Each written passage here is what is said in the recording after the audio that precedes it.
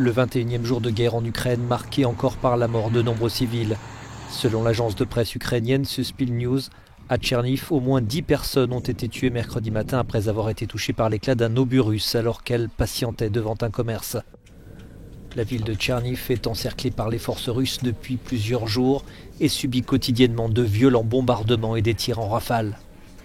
140 km plus au sud, la capitale ukrainienne n'a pas été non plus épargnée par les frappes de l'armée russe. À Kiev, où un couvre-feu est en vigueur jusqu'à jeudi matin, les obus russes ont fait de gros dégâts dans des zones résidentielles. Un immeuble de 12 étages a même été endommagé par des tirs d'artillerie sans que l'on connaisse encore le nombre de victimes. La guerre des images se poursuit aussi entre les deux camps. Cette fois, c'est la Russie, vidéo à l'appui, qui annonce avoir mis la main sur des armes occidentales apparemment abandonnées par les Ukrainiens dans l'est du Donbass. Malgré l'intensification des bombardements sur tous les fronts, les positions restent figées alors que les négociations se poursuivent et que l'idée d'une démilitarisation de l'Ukraine fait son chemin.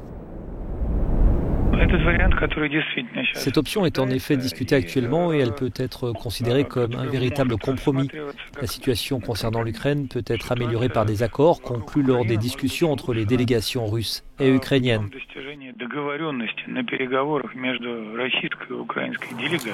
En attendant, le président russe Vladimir Poutine a de nouveau assuré que l'opération en Ukraine était un succès. Pourtant, sur le terrain, des milliers de soldats et de réservistes ukrainiens se barricadent encore, comme dans la ville de Dnipro, prêts à résister jusqu'au bout face à l'envahisseur russe.